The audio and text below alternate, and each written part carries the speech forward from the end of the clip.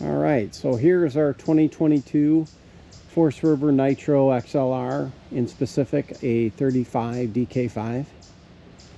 We've had it for 2 years now. We really like it. We haul our Pro XP4 in there, and she's heavy. And we noticed going over the scales consistently, we're overweight. It has 7,000 pound axles right now with electric brakes, and we feel that it's time to upgrade. So we're going with the MORryde independent suspension and disc brake conversion kit. We upgraded the tires thinking that would do it, but we're just tipping the scales too heavy, and it's time to upgrade the brakes and the suspension. We're hoping for a little bit smoother ride, and we're excited to be blessed with being able to get this done. So we're pretty excited. I'll report back. So I've had a lot of people over the years ask me about my driveway. Not so much from YouTube, but for truck enthusiasts or people I ride with, they've heard about our driveway, and it's a bit of a nightmare. This is actually 10 inches of compact gravel. This is the way we quote unquote leave. And we come around this corner, and straight ahead there is the road. It's just the issue is it's about a 10-degree grade going down at the driveway. But when we come home, if it's rained a lot or snowed, it's a bit of a challenge because we actually come up through the yard. And I'll kind of give you a shot of this once we get past the camper and my power pole. We actually come up through the grass. My wife is not a big fan of me graveling this. It would look terrible, and I get it. But this is kind of what we drive up, and the truck makes it no problem, and the grass takes it no problem when it's dry out. But if it's been raining or snowing, it's a bit of a problem, as you can see.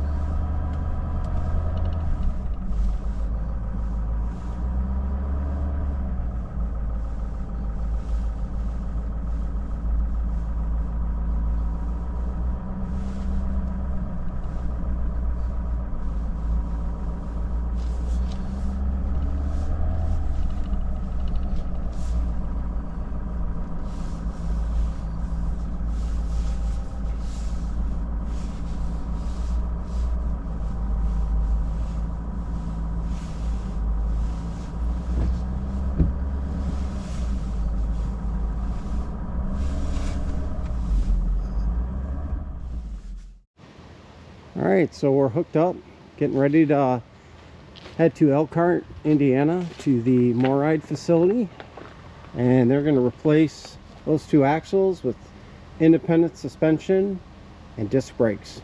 Pretty excited. Got the truck hooked up, ready to roll out.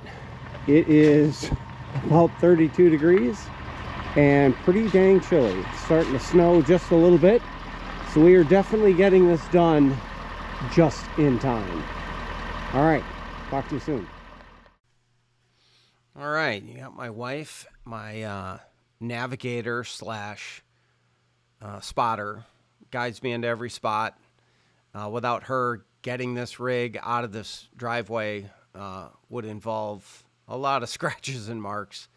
You can see right away you got brush on the inside corner on the passenger side. You got a big tree on the passenger side, another big tree on the passenger side. But you got to kiss those trees because you got a tree up here on the driver's side. She's got to, spot us around. So it's really kind of a challenge. Definitely would not do this as safe without her. And she's used to doing it. She does a good job. So really kind of nervous about making the drive without her over to Elkhart, going through 2 major cities. But she's staying home to take care of the dogs, and she's working as well. But she would have much rather have come with me, and I would have rather have had her there. But it is what it is. Cute shot of her running into the back to check out the back end to make sure I don't hit that tree on the driver's side as I'm trying to avoid this tree on the passenger side. It's usually not that bad as long as you take your time. Obviously, trim the trees back. It's fall, so a lot of the leaves are falling. This bottom section of the driveway is why we have landing wheels on the back of our camper. We drag coming out every single time. You can see those marks on the pavement there from my snowmobile trailer, dragging coming in before we were smart enough to think to put landing wheels on that one. So we just take our time. Got big heavy-duty casters on the back of the camper to drag through here, and it's not a problem. We're just stopping here and checking things over, saying our goodbyes, and we'll get on the road soon.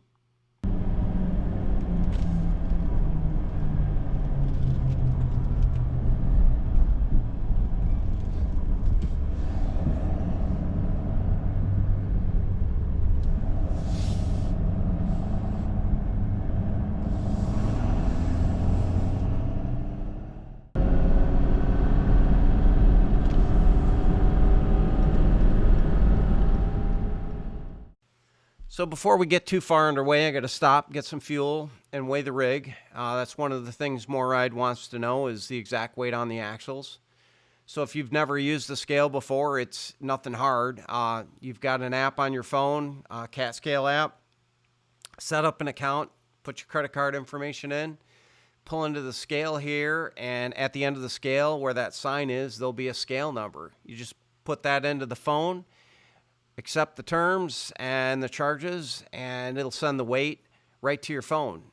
You can email yourself a weight scale ticket, or you can actually pick up a ticket, inside if you want. I usually just do the emailed version of my phone. It's good enough for me. Here we're going to pull into the fuel station and fill up some fuel and DEF.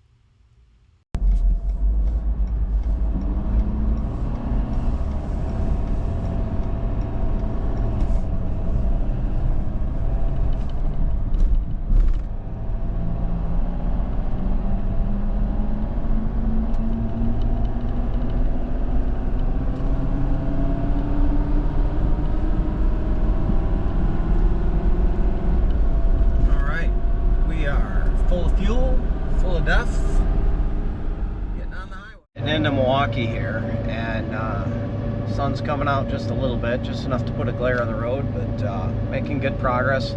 Traffic seems pretty light, which is good. Thought we would take a moment to talk about the single rear wheel versus dual rear wheel argument that's gone on forever. I used to pull this camper with an F-250 with airbags. It's a 2020, so I had the 10-speed and the 6.7 power stroke. But it was essentially a single rear wheel. Actually had a little bit of a lift on it, and I pulled this exact same camper, loaded the same way. And really, it was fine as long as you made sure you gave enough stopping distance and it wasn't windy. When you get into cities where you're dealing with traffic and you're having to deal with a lot of braking, we're out in the hills in West Virginia, that sort of thing, or going to South Dakota to ride that's a nightmare. I mean, I was pulling an enclosed trailer with a lot of weight in it, and it still was blowing us all over the highway. Now, I went to the 450, quite honestly, because of wind. The wind is what bothered me the most. Moving the trailer around, a dual rear wheel is just so much more stable, in my opinion. There's a lot of guys that pull a lot heavier campers than I have with single rear wheels, and they do better. And as far as I'm concerned, they're just better drivers. That's all there is to it. For me, I just feel way more comfortable in a dual rear wheel. I went 450 because I wanted the wide track front end. It turns on a dime. Wonderful Wisconsin roads here, bouncing us all over. I'm sure you can tell, but at any rate, I went 450 just for the turning radius and the bigger brakes, period. The brakes on the 450 are massive, and I've never had a problem stopping this thing, but I have noticed that when I first got this camper, we had the brakes set at like 8.5 on the single rear wheel. We used that for a season. We went to 9.0 on the electric brakes. When we started with the 450, again, we went back down to an 8. By the end of the season, we were at a 9.5 a couple of times, just the way we were loaded. So I'm really looking forward to this MORryde conversion, not only because of our wonderful roads, which I will definitely do my best to try and document how chattery it is, but I think this part of the video likely shows it the best. But I want to see how those brakes act, and I know there's a bit of a delay because it's going to be, you know, electric over hydraulic, and there's a delay between the electric signal getting to the hydraulic booster and activating the brakes. I get all that.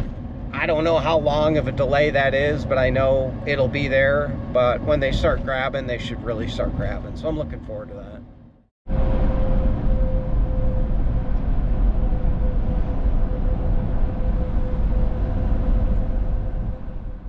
The interstate, looks like we've got maybe another 47 miles to our destination. Thought I'd go through a little bit of, you know, kind of what prompted us to this decision, because I don't think, like right now, with our RZR loaded in the back of the camper, we've got 16,340 pounds over the rear axles, and it's not exactly loaded how we would to go for a week vacation or something like that, but it's pretty dang close. I've got the weight slips from West Virginia last year, and you know, this trip now to kind of compare it to, and it's pretty close. So I don't think being overweight 1,000 pounds on each axle is necessarily a great idea, but I'm also not the weight police, and I really don't think it's that big a deal. But I know doing it long term, it will. And we use this thing a lot. We both, I think, I've never talked to my wife about it, but I think she's as surprised as I am at how much we enjoy the whole experience. It's not just the riding, it's not just the camping, it's not taking our dogs and being able to go, or seeing our kids, or seeing our friends. It's all of that. It's the packing, it's the pulling, it's everything. But the one thing that can ruin a good day, quite honestly, is a problem. And if you can eliminate an area that is going to be a problem, I'm the type of guy, and she's the type of gal that's going to do it every time. So that's kind of why we're thinking this way. We can upgrade the axle weight capacity from 7,000 to 8,000. And I definitely don't think, you know, a few hundred pounds is going to make a dang bit of difference. So that's mainly why we're doing it. We're pretty excited about it. I'm definitely excited to see how the return home trip is going to be compared to going out there, because it's pretty dang rough going through Milwaukee and Chicago, and just the roads in general they're just terrible. So we'll see.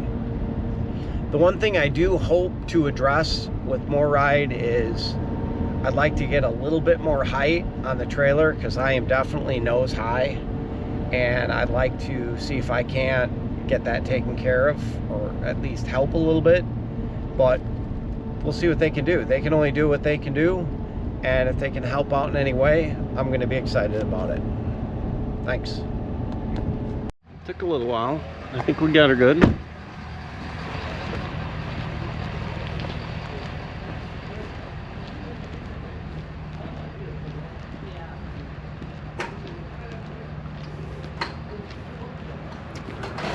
Looks like right here is our box.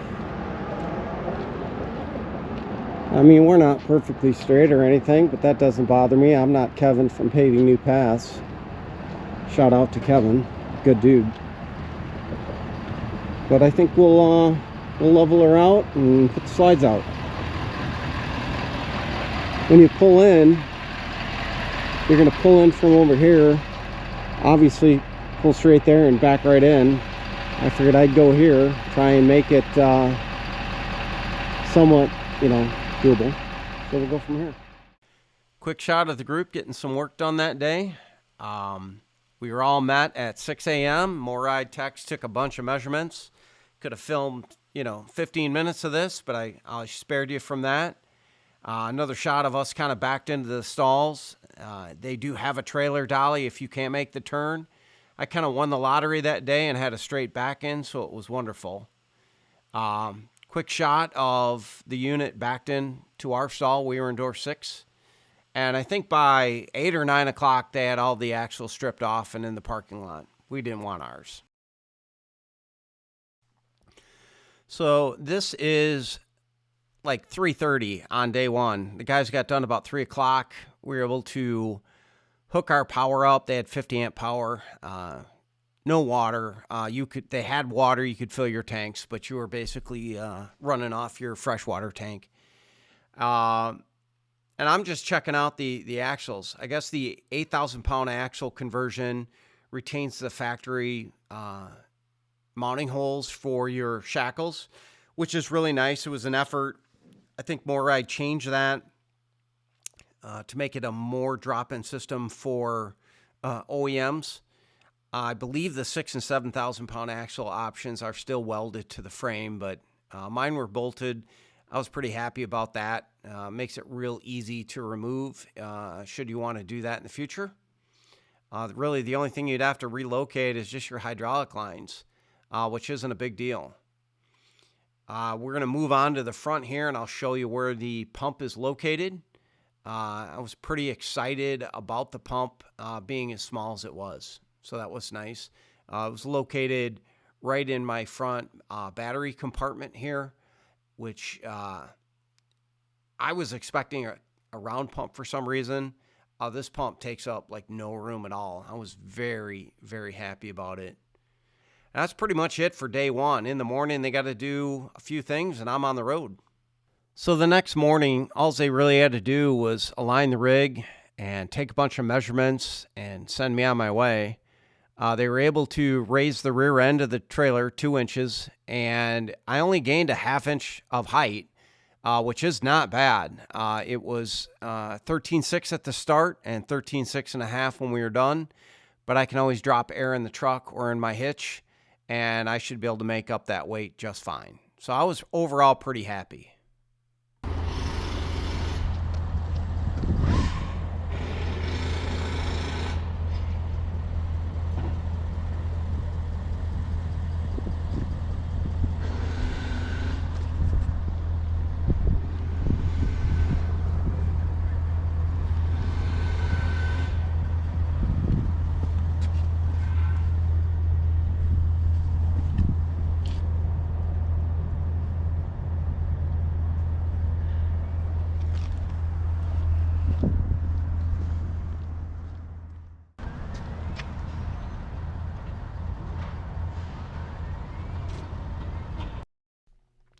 So once you finish up your test ride with MORryde, they send you on your way. The tech will help you set up your brakes properly. Most guys are coming in with electric brakes, as I was, and you have to do a switch in your truck to electric over hydraulic brakes. Adjust the setting or the gain on your trailer brake controller. I started off at a 9.5 with the electric brakes, and it reduced down to a 7, and that setting worked really good for me. The brakes worked phenomenal and didn't really have any issues whatsoever with those. There is a slight delay, as we kind of talked about early on, but it's very minimal. And all it is the time it takes to send an electric signal from the truck back to the pump and for the pump to start working and pumping fluid. It's not going to be at the exact same time. It's not the master cylinder or the hydraulic system from your truck going right back to the trailer. So there is a brief delay for that electrical signal to get back to the pump, and that's totally understandable, and it's really not a problem at all. Once the brakes do engage, I don't know how they do it, but it's variable. However hard you push that pedal is how hard the brakes on the trailer are going to grab. And now it feels like the trailer could stop the truck, to be honest with you. I really, really like the brakes, for sure. So now let's talk about the ride. Wow. I don't know how to describe this without sounding like somebody who just spent a bunch of money on axles and wants to prove to everybody that they're worth it. But it's pretty unbelievable. I would compare it to if you ever have driven a vehicle that had worn out shocks or struts and they were leaking where there was just nothing left. And you put new shocks or struts on your vehicle and you're like, wow, this drives really nice. It's that big of a difference. For my side-by-side riders that follow the channel, it's just like taking a razor with worn out from the factory springs and tender springs and putting shock therapy springs on, and you're like, holy crap. It's that noticeable of a difference. It is absolutely a dream to pull, and man, it's, in my opinion, definitely worth it. We're taking the camper and putting it away for the season, unfortunately, in a couple of days, and I cannot wait for my wife to feel the ride difference. She's going to absolutely love it. All right, lastly, I wanted to talk about the increased capacity. I basically took my camper from, 7,000-pound axles to 8,000-pound axles, gaining an additional 2,000 pounds. It's gives you a lot of peace of mind. That's right where I need to be. So I shouldn't be overloading the axles.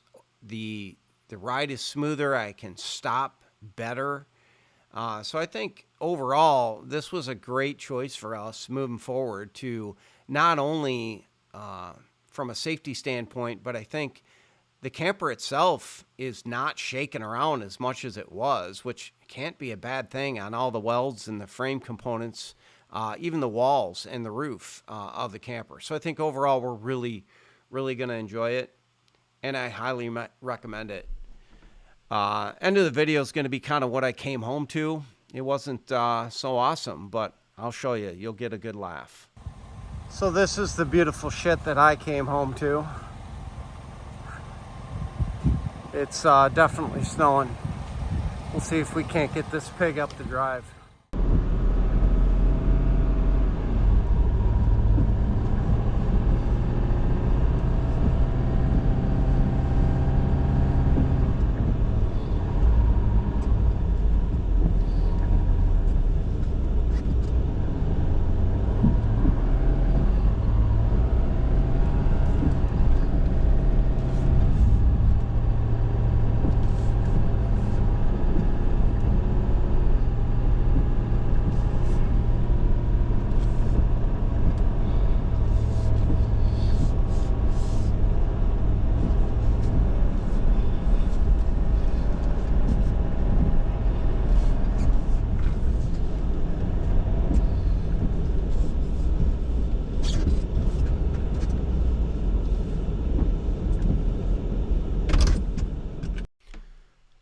So that's it, guys. Big shout out to the 450. I did remove the razor from the back garage of the trailer.